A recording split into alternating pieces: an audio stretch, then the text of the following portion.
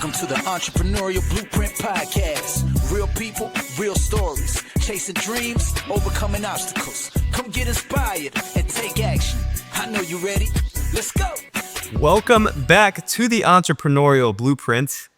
This is obviously a lot different than what we've done, but I promised that we'd be coming back with a bang.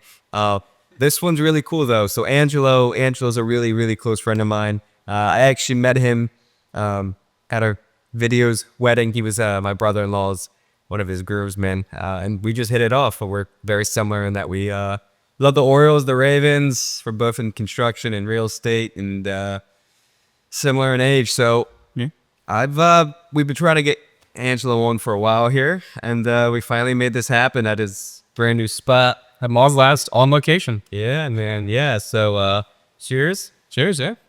And we'll just kind of salud.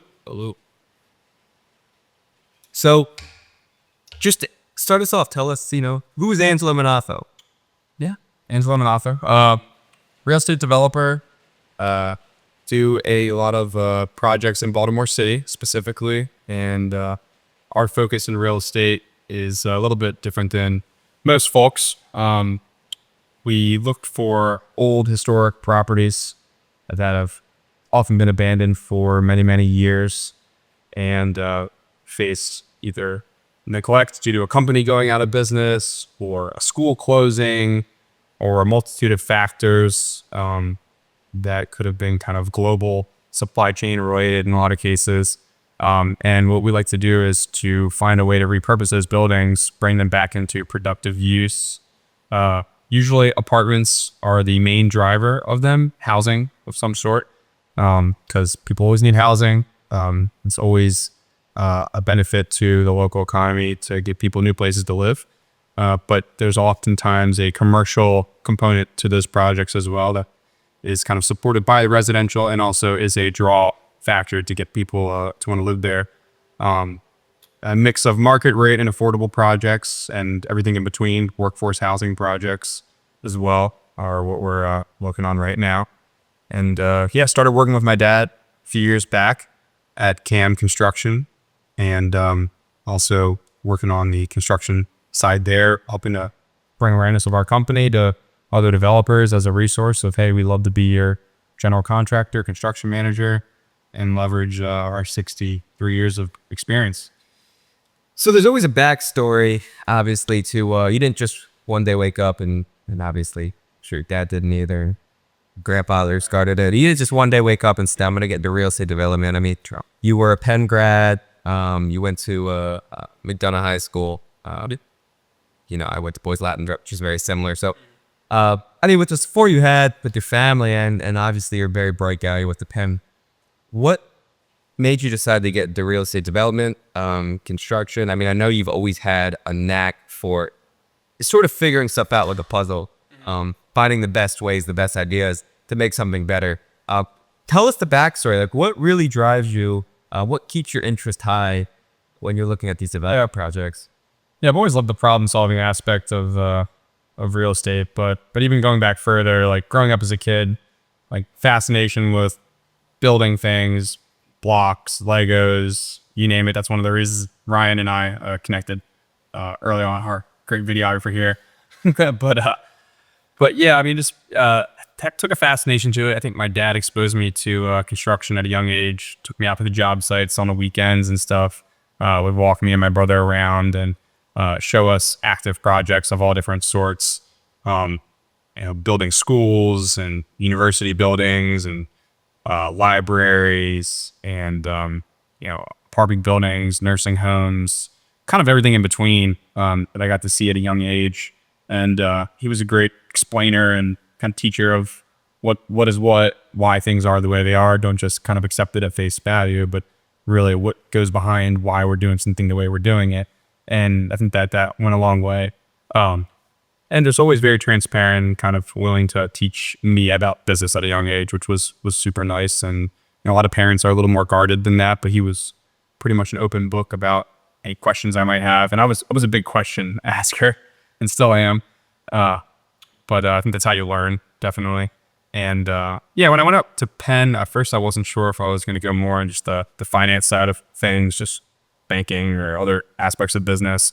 But then kind of as my freshman year went on, I kind of realized that I wanted to go into this like real estate kind of side of things, just given, the familiarity I already kind of had with the topic. I was in like an architecture club in high school. And so I was already kind of having that interest, and then loved the Wharton real estate finance program. Just all the case studies you do and group projects you get to be on, trips to different cities to meet with CEOs of development companies and builders, and just kind of an unparalleled level of access to really high level projects that was just super fortunate given that network there. All the classmates there, they all had connections into that world way more than I did, certainly. Like we're talking about tip of the top New York developments, Hudson Yards, a related group, stuff in Miami. Jorge Perez was doing. I mean, we'd sit down in his living room while he's fielding art collectors coming in and out, and he's developing all the Miami skyline of all the condo buildings you see down there, and Brickell, et cetera. And but you get to actually ask this guy questions, sit down and learn from him. So I kind of fueled the interest. And then didn't go into the family business right away by any means. I was not even really thinking about doing that. It was never really on the table. So started at St. John Properties, the biggest developer in Maryland and one of the biggest private developers in the country, and was doing their partner in training program, getting ready to go out to North Carolina to open a new regional office, and just couldn't ultimately work things out with them, but learned a lot just rotating around all the different sides of the business. And I think that's one of the things that I like the most about it, is that it's not like they're doing the same thing every day, not even remotely close. And that role in particular was nice because you got to learn about property management, got to learn about interior construction, tenant build outs, which is very different than base building construction, core and shell construction, which I got to spend some time in that department. Actually some time out in the field, digging footers by hand, tying rebar, helping out with concrete pours, moving masonry around the site, getting a little feel for the equipment and everything in between. So that was definitely a great experience that they put all their partners in training through. The leasing side is it's kind of the fundamental aspect of all real estate, because if you don't have any revenue or, dollars coming in, how can you afford to do any of these projects?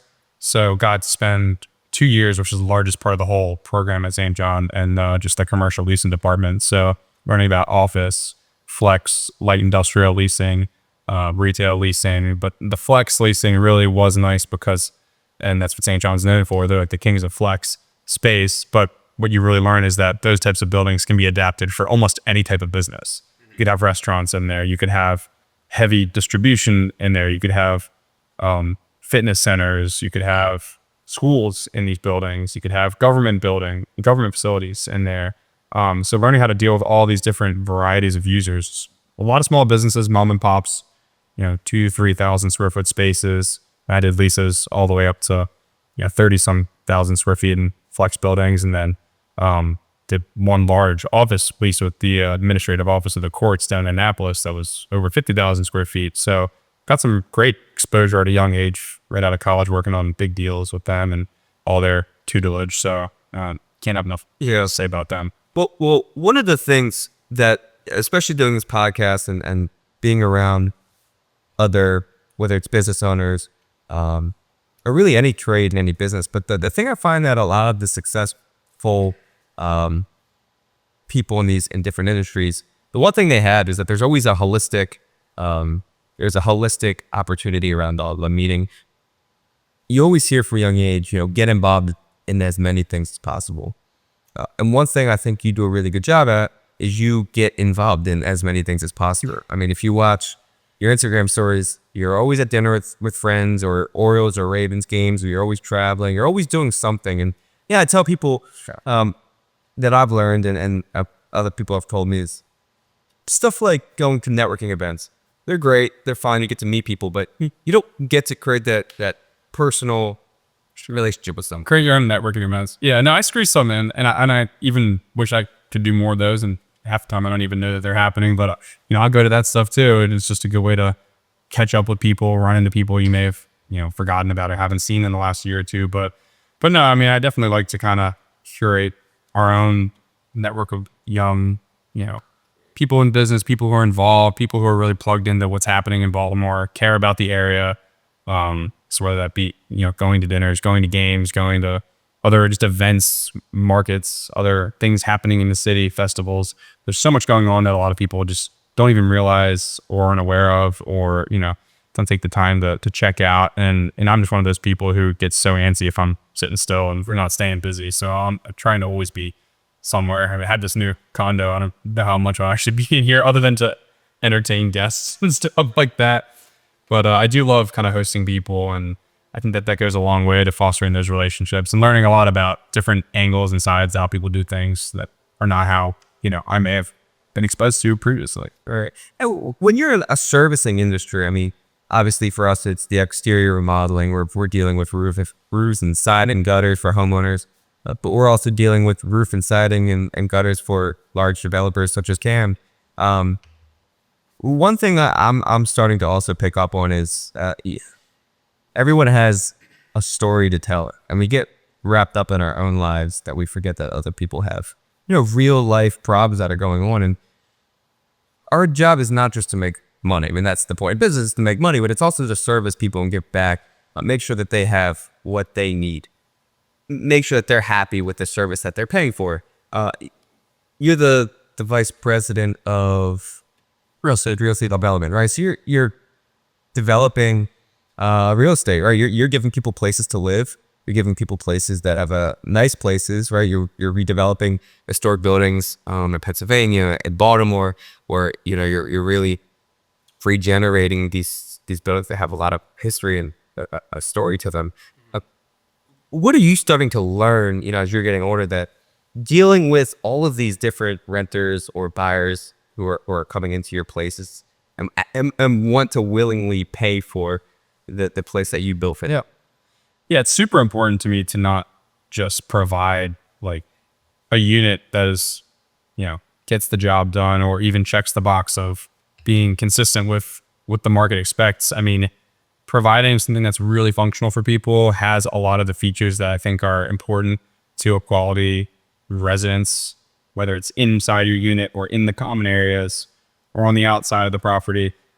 It's very important. It's not all about saving every dollar and pinching every penny. That's sometimes the friction between even me and my dad internally is, and he's the realist, and sometimes I'm a little bit more the idealist. And it's a good yin and yang. It's a good, counterbalancing of one another. But I'm oftentimes pushing for things that I've come across in my own life or have heard about or seen, and just, we've really got to be doing this way. We've got to, provide this feature to the residents, whether it's extra storage space and kind of interior attic that we've got in a lot of our apartments at the Staley Silk Mill in Lancaster, because we've got these 14, 15 foot high ceilings to take advantage of that space above the bathroom. So we actually created a full mini attic in every apartment.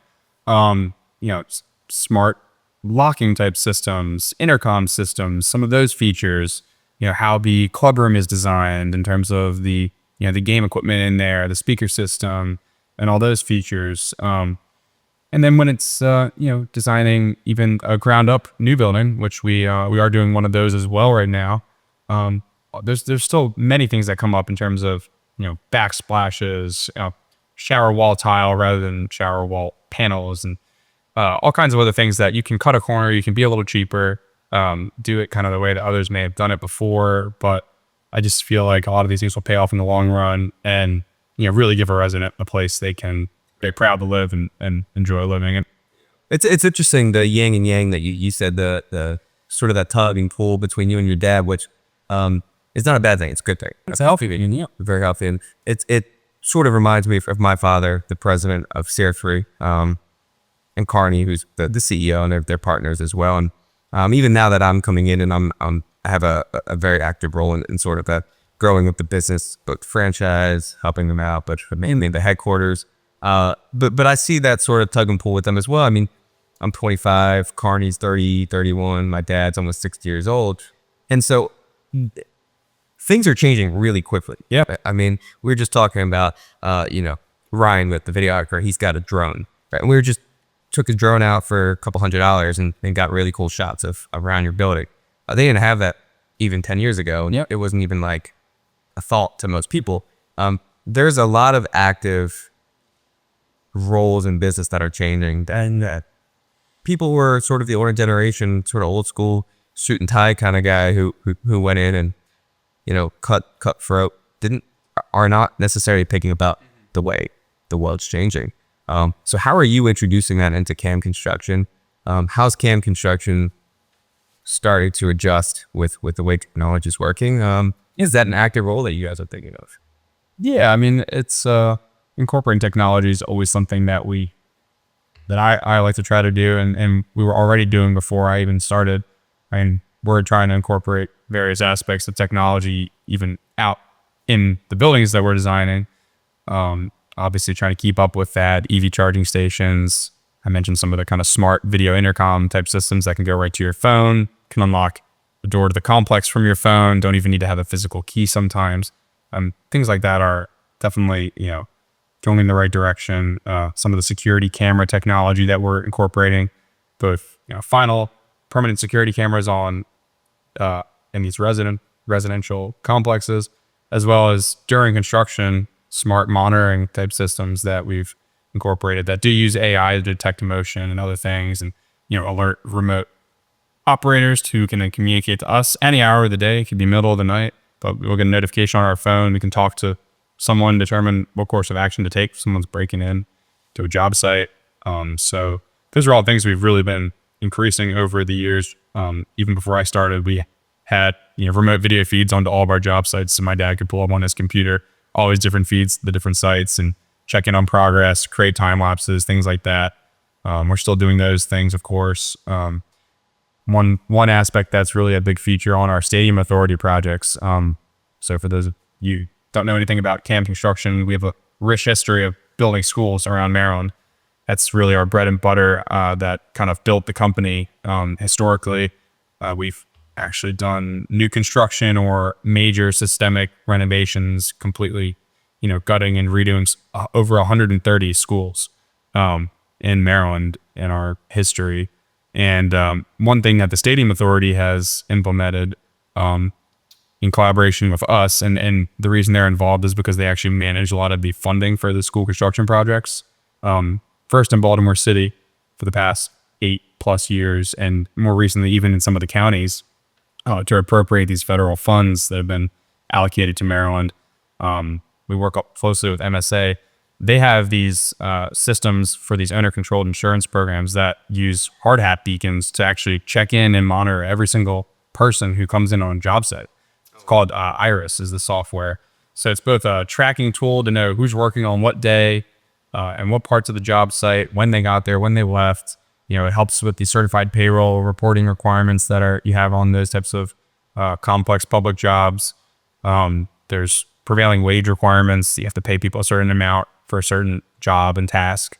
And it all ties into that. And it's also just a safety thing. It's a great safety feature, both in terms of securing the job site from people who aren't supposed to be there, as well as just making sure people have the proper PPE, they've checked in, they've been registered with everyone. So that's a higher tech thing. You can literally track people moving around that piece of land within kind of a secure perimeter. It's pretty neat.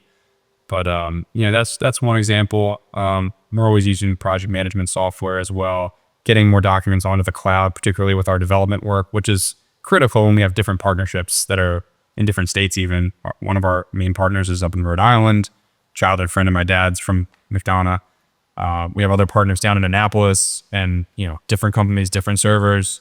The only way to upload the many files that are coming in from consultants during the days and being updated constantly is to have that in Dropbox. And so it's also way easier to share large files that way. So we're moving in that direction. Yeah.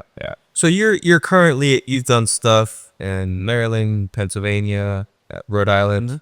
Do you see yourself in CAM construction expanding outside of this area, sort of the Mid-Atlantic region? Yeah, I think so. I mean, less maybe on a construction management side, just because I think for construction, you really want to be local. It's local subs. We've worked with over 1,000 subcontractors in Maryland in the last 25 years, probably. So we have a very deep network here, not as deep of a network elsewhere. We built somewhat of a network in PA. thus far. So we'll probably handle the contracting side at our York project that we're preparing to start next year in earnest. But some of the deals out of state, I think you really got to have a local construction partner or have a local development partner who already has experience on the construction side of things.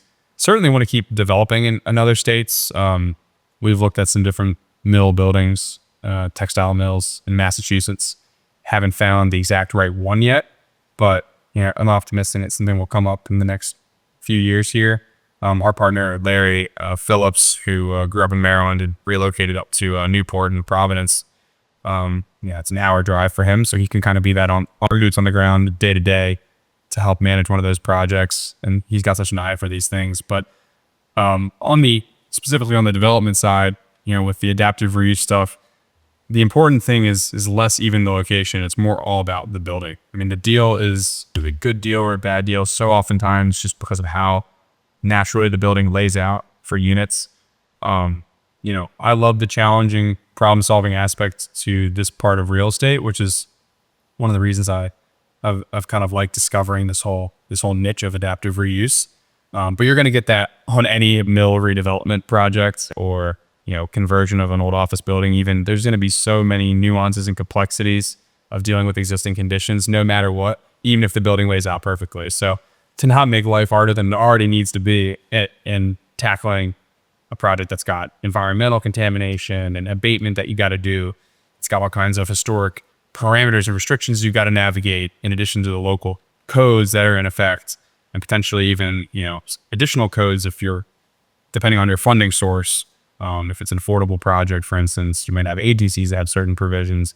Then you got to navigate the energy code and some of the green programs out there.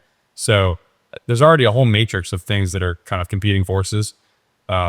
So there's a lot of old buildings that people say, oh, you can convert this into something. No, you really don't want to waste your time on ones that are not, already well suited for it. There are plenty out there that are. There definitely are plenty out there that are.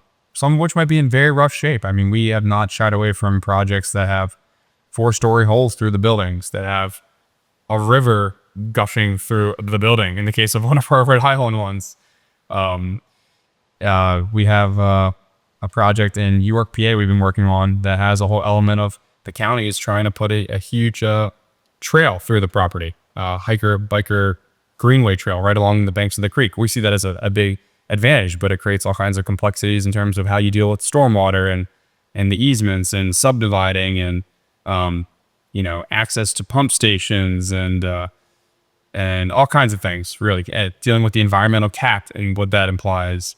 I like the challenge. I like the complex problems. I see us continuing to look into other states. If there's a great building that works well, that just has beautiful character and natural features that can be reused, it's like, let's go for it. Let's make good units there. Well, that's actually, I wanted to sort of get into that. One of the things I think that your expertise is in, and can construction as a whole, but is the historical tax credits and dealing with the local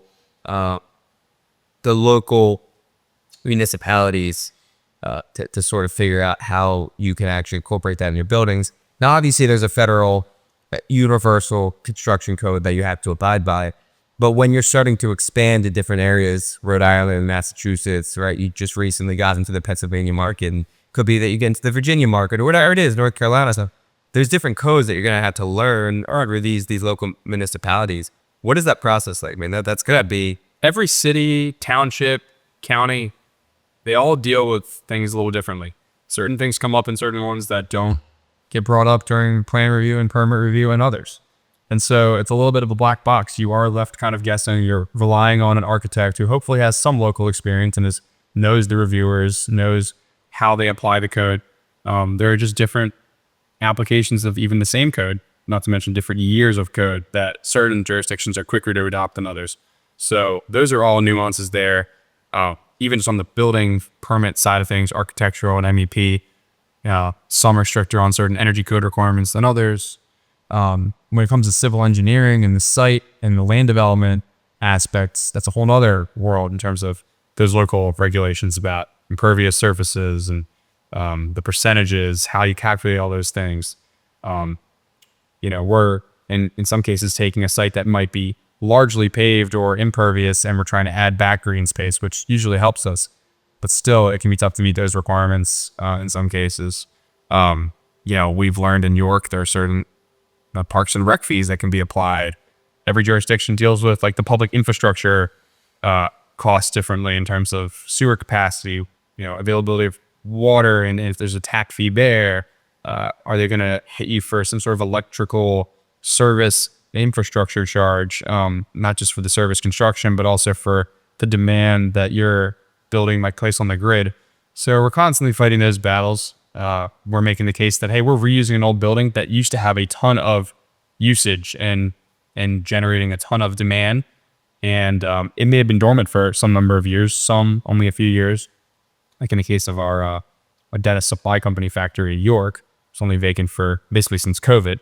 But yet these local utility companies are trying to claim their pound of flesh and charge us millions of dollars basically, and see their eyes light up green when we obviously cannot afford to pay that. The project can't afford to pay that, nor should it. And legally, there's all kinds of provisions in the tariff that they're governed under that state if the capacity is being used, it has to be kind of vested in the property. And that's something that irks me. And I don't think economic development, you think people would want to like encourage this stuff, but at the end of the day, there's still companies involved that you have to go through, and they don't really care. Even if the local government wants to see a project happen, and they'll say all these right things to you when you're exploring the opportunity, they'll say the right things even after you bought the property. They're scared to put their necks out and weigh in too in some cases. So it's a shame. And at the end of the day, it can't do much oftentimes if it's even if it's a privately held company or a public company. If it's a company and they have shareholders, I mean, they're going to do what they got to do to try to respect their bottom line. And they don't really care about, you as a customer sometimes. It's a shame. But yeah, and I think it's more, and again, it's easy for us to sit here and say, this isn't really about us. It's about the community that needs housing. But they still need to sustain their livelihood. Every company needs to meet their bottom line. And it's tough. It's tough for everybody. And trying to find, sometimes you got to compromise. Sometimes it's hard to compromise. I mean, we can't deliver the units we need to deliver at the price point we need to deliver them at if there's all kinds of ancillary, just kind of soft costs pissed down the drain that aren't really contributing towards anything other than just being a fee. You see that in certain counties in Maryland, even that just are notorious for having high impact fees. But I mean, these deals are so tight to begin with. In a lot of cases, you need everything to go right. You need to get all the tax credits. You need to be able to monetize them effectively by bringing in investors and selling them and doing different things. You need to cobble together grants. That's the only way that these really difficult abandoned buildings get revitalized, and they become linchpins of the community, though. I mean, if in the case of York, we got an 18-acre factory complex that closed that used to have well over 1,000 employees, hundreds and hundreds of cars in the parking lot every day, and a vibrant community hub, people walking to work, all the row homes surrounding it were supporting that factory for over 100 years. And when that thing closes and moves out of town, I mean, you're left with a hole there, or it's a total void. And the longer that thing sits, buildings begin to deteriorate. You lose just an incredible asset that has such a good opportunity to bring new blood into the area, bring new commercial, small businesses, mom and pops to support them, and kind of really create like a vibrant ecosystem out of that with public space, green space, this connection to the trail, all those types of things. The Staley Silk Mill in Lancaster that I've been working on, and my dad and his partner started before I got there. Similarly, kind of a rougher neighborhood, disinvested, hadn't had a big project there in years, on the periphery of a great town that has a lot of new investment and developments and a lot of good buzz surrounding it. So the location kind of was on the fringe, and usually that's where you find these types of old abandoned buildings. There's a reason they became abandoned, and there's a reason the areas have kind of suffered. So you can't be scared of it. You got to kind of lean into it and realize, hey, we're going to put something nice here the community can be proud of. We get so many thank yous over the course of these projects and stuff for like, hey, people have looked at this, people are scared of it. But I mean, I think life's too short to be doing projects people are going to fight you on and that are contentious. And I mean, anyone can come up with a controversial development idea if you want to, but there's just no point. I love that assets or buildings or areas have a story given to it. you know, when I bought my house, it was built in the 1850s. And I'm recently just learning that it was, you know, the three houses next to me were owned by free black farmers in the 1850s, which, I mean, if you could imagine in the South on the line, right? There's a white post that was it's called Toll Post Road or something like that, Royal York Road, that the Quakers would have to pay a toll to build to Pennsylvania. Oh, wow. Milton Inn, which fantastic restaurant. You and I gone there before. John Wilkes Booth went to boarding school there, right? So things have histories to it that we don't realize that have turned into something that's really nice that we get to enjoy. That was used and had a lot of impact on the history of not just this country, but the course of the way the world's going to go. You also, I want to hear some of the cool stories that you guys have come in contact with these buildings. Like, I think you told me the Densply building right next door was one of the Declaration of Independence signers lived there. No, that was up at Pontiac Mills in Rhode Island.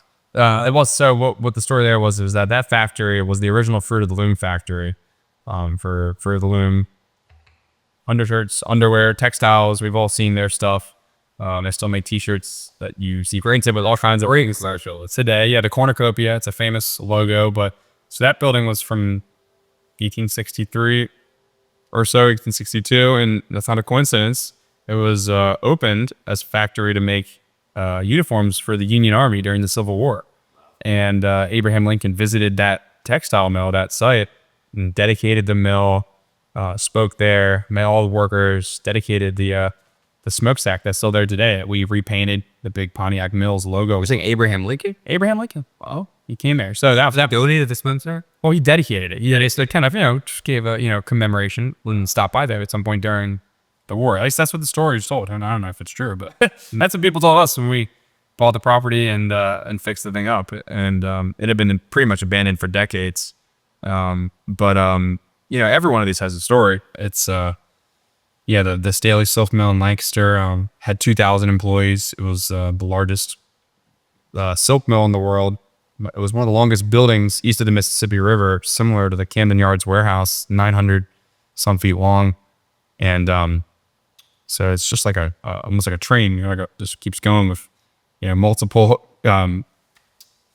cars. It has that kind of rhythm to it with all the windows. 1,400 windows at that property we had to replace. Over a $4 million window budget alone. But yeah, the story's there. I mean, we've met people whose grandparents worked there. We've been given artifacts from the mill. We were given an original ink printing press that had a layout of the site, buildings that aren't even there anymore. And basically you would dip that thing in ink and everything's reversed backwards when you look at this plaque. It's like, it's metal on a piece of wood. And I guess if you stamp that thing down, you get a map of the place, which is pretty cool.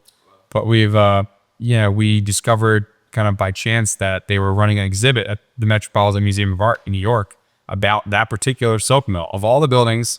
And we're doing, one of these projects, and we learned that the Met is running an exhibit on the 1920s silk patterns that they made during the Jazz Age, as they call it, Jazz Age silks, and the Roaring 20s. And basically this company out of Switzerland, I believe, was a big part of the pop culture patterns on women's fashion. And there was newspaper articles, magazine articles. They had Vogue covers and stuff from Staley Silk Corporation of their very progressive kind of dynamic patterns that were speaking to that age of kind of things just kind of blossoming and getting a little less conservative, a little less frumpy and traditional, a little more edgy. But at that time, you had good economy, things were booming, party scene was going and the socialite scene. I mean, their dresses were very expensive for the day. I think we once did the CPI math on it, and these would have been $1,000 kind of things in a lot of cases. Yeah, Great Gatsby and stuff. Yeah, over $500, $600 for a dress, kind of is what the pricing was equating to when we ran the numbers. But I mean, it was very handmade products, and they had 1,000 looms in that building, which is crazy. The floor loading capacity was 300 pounds per foot live load. I mean, that's double or more than double what a lot of buildings are designed to today. Triple pretty much, I would say.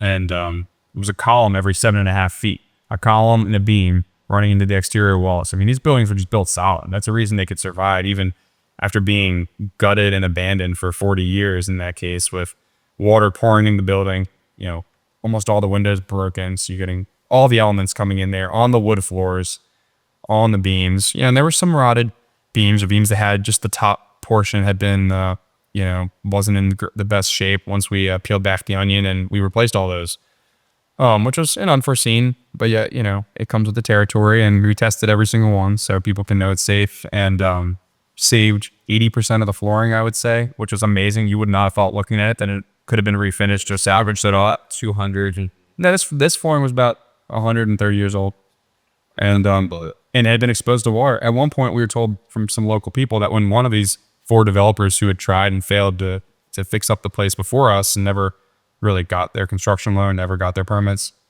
one of them had actually taken off the roof at one point in preparation to redo this, I'm sure, long overdue roof replacement.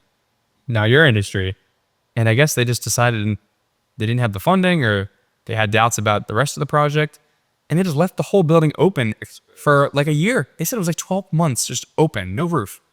Can you imagine? Just water, just every rainstorm. It's just drenching 3-story or down. This is this daily melt. oh, so we're what's Pennsylvania? Imagine the snow. Yeah. The snow's with everything is in that building. Yeah, so and they did one of, there's 5 main mill buildings intact that we're using for residential purposes. And I think it was at least 1 or 2 of those 5 had this long, prolonged period of being fully open, which is ridiculous. So, but the way things were built back then, it's pretty unbelievable that they'll still have that quality and hold up and can withstand quite a lot. And so that's why we love it. The exposed brick, people can see Gilda history. Every unit's different. Every apartment has its unique characteristics. So people feel like they're moving into more of a home, even if they're renting it. That's the kind of thing that's nice, is there's not 50 of the same floor plan here. And even if there is 25 of a similar layout, each of that same layout will have like some unique features in it. It'll have some pieces of metal that we might have been able to leave that, were part of some sort of the industrial process that they were doing in there. It might have a bigger window that was a door that they would, push product out of, or some random waste beam in it, or whatever, So we like to leave a lot of the evidence of those things when it's not in the way, and, some cool old pipes here and there, but people like that. And as we're, obviously we don't have all the time in the world. It's obviously pretty late out here, but I do want to touch on one more really important thing that, but again, I think is something that is not just important, but it's special. I think not just in Maryland, but the people around the country have sort of given up Baltimore. For 20, 30 years, everybody say, oh, Baltimore is the next up and coming. And when you don't see that it happen, they give up on it. You guys are obviously expanding to different states, different territories, you're growing, but you haven't forgotten your roots. Cam hasn't forgotten your roots. Your dad's someone who very much still believes in Baltimore. You still love the history of Baltimore. You guys were created in Baltimore, and you're still, your club is in Baltimore.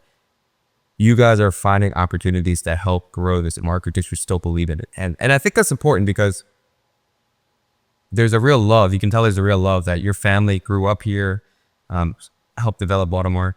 I appreciate you saying that. Yeah. Sure.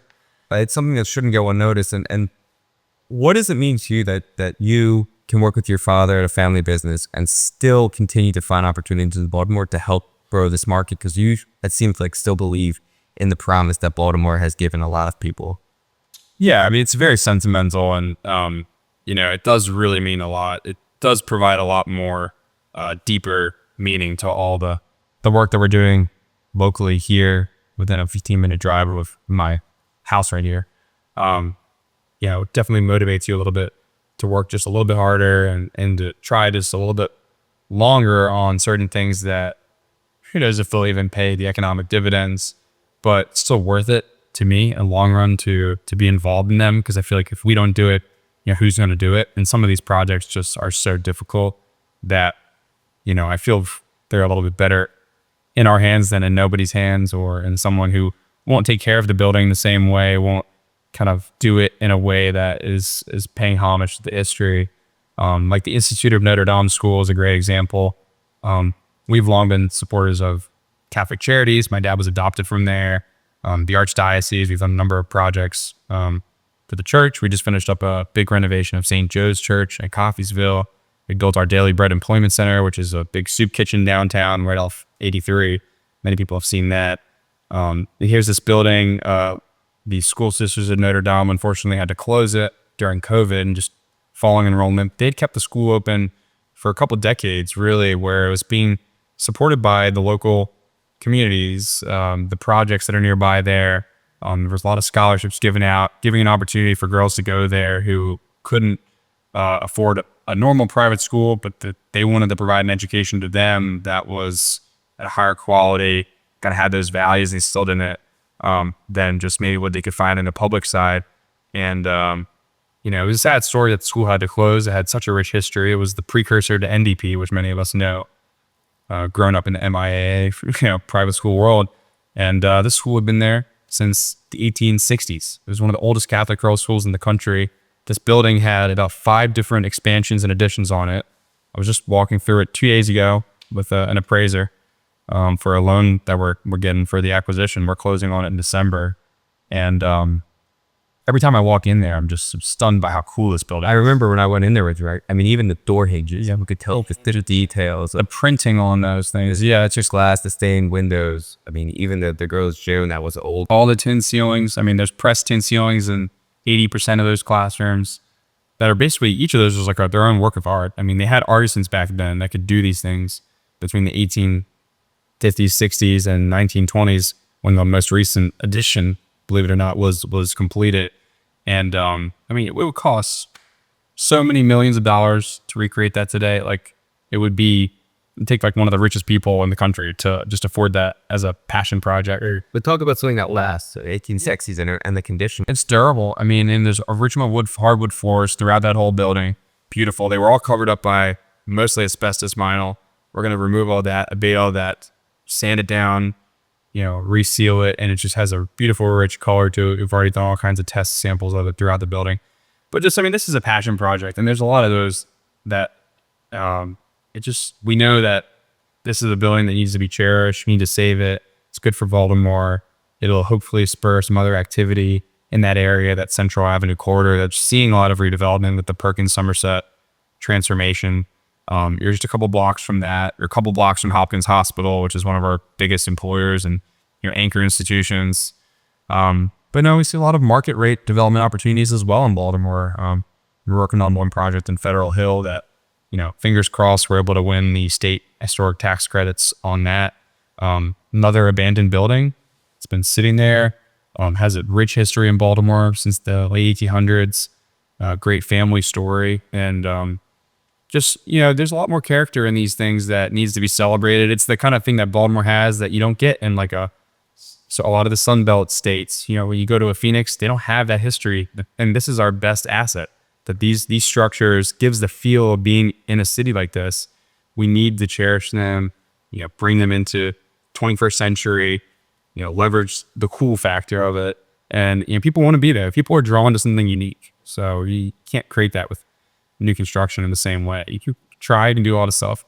The more you do, the more it costs. Really, but you can be more minimalist with something like that, and less invasive, and that's often a good thing.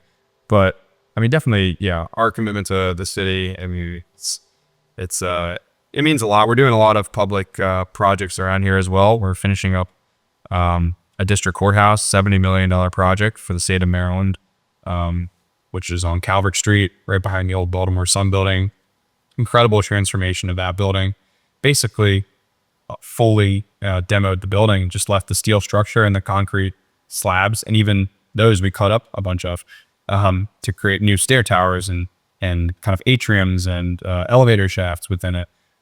So they're moving in and they're starting to hear court cases in there in just a few weeks. That's a huge win for the city to get that facility and funded by the state. And then Parks and Rec Center, we're doing one called the Chick Webb Rec Center. All new gymnasium, fitness center, swimming pool fully redone, exterior parklands, promenade, all that stuff. There's a historic portion of the building that's got a stone facade. There's a new addition that we had with some kind of stone to match that.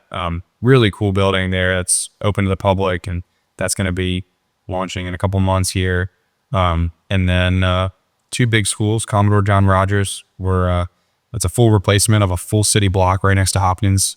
Incredible site right in Butchers Hill.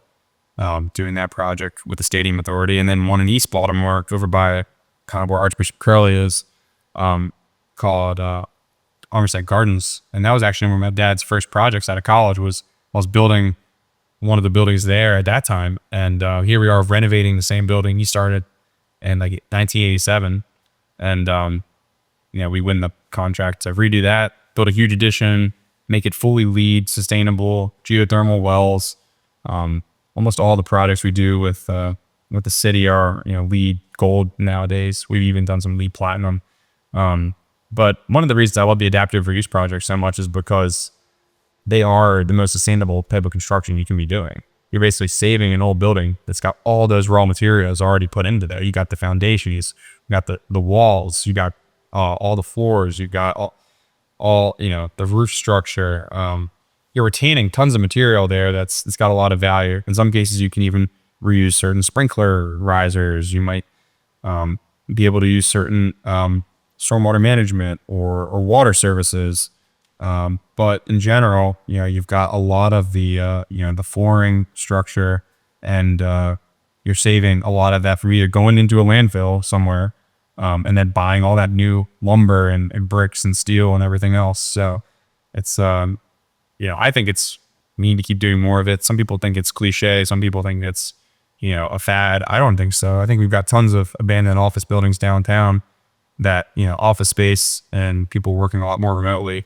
It's just a simple function of the 21st century and this digital age and being more remote. Going to have a lot of these buildings. That space is never going to get released for office. And these buildings, people, we need to keep growing the population, especially we need to keep growing it in smart growth urban areas with density. It's the most efficient way to live, with public transit, walkability, amenities, vibrant nightlife, spots to go out, the shop, to eat, small businesses. So I see more and more of these towers that were built in 70s and 80s, and then some of the more historic ones from like the 20s and 30s, getting repurposed. I think it's a cool, you get the views you can't get, to afford new construction there and a high rise. It's insane. Well, speaking of modernization, I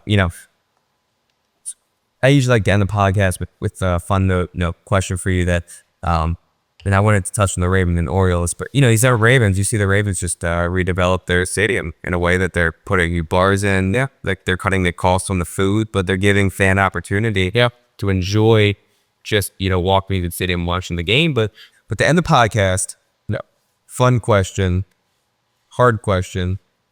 You had to choose an Orioles World Series or a Ravens Super Bowl. Which one would you rather have right now? Oh gosh, man. I mean, I got to experience the one Ravens Super Bowl in 2012. That was amazing. One of the best days of my life. No question about it. I'll always say that. It was at the time and still is looking back to it. That was a really special moment. Me, my dad, my brother went down there to New Orleans, but just that whole run and all the close runs we've had where we haven't made it, they're always daggers at the end. But maybe this will be our year. We seem to be more of a second half team. Yeah, second half of the season kind of team, starts a little rocky, but I think I'd take the Orioles World Series, honestly. I mean, I'm a huge Ravens fan, go to every game, never miss a game, but the Orioles won, and it's been since 1983. This city would... Great for the city. It would be roaring. I mean, some of these playoff runs we've had, that atmosphere at Camden Yards, it's like a football atmosphere. Every pitch you're hanging on. There's something just so gritty and special about that. Playing baseball in like late October would just be so... The Delman Young, I guess, of a double. And I was in college. I had just gone away. I was a freshman. I remember watching it from my laptop. I think I was walking around the campus from a class, holding my laptop like outside, like into a cafeteria to eat lunch. And I had like the laptop at, a lot of people that were at that game and who lived around that I still say was the loudest they've ever heard a stadium. If any stadium. Yeah, my dad was there with one of his best friends, and like I remember just calling him afterwards and just, the energy was just insane. Like that is goosebumps. Like, I mean, I think we'll have one. We'll have one in the next 10 years. So I hope it might be like next year. I mean, we've got some young guys still that we have on sweetheart contracts from their deals and arbitration. So the windows is short here for those, but see if we can make it happen. Awesome, Angelo. Thanks for having us at your new place. It's been beautiful. Appreciate it. Awesome. We got to do this again soon. Yeah, we do. Definitely. Ryan, thank you, man behind the camera. Full circle moment. Lots of credit to Ryan. Yeah. So, all right. Well, listen to the pod, like, comment, and just show some support. Give us a subscribe, and let's keep this ball rolling. We'll have a lot more cool Thanks, Matt. on the Appreciate it. Angelo, and yeah, see you guys next time.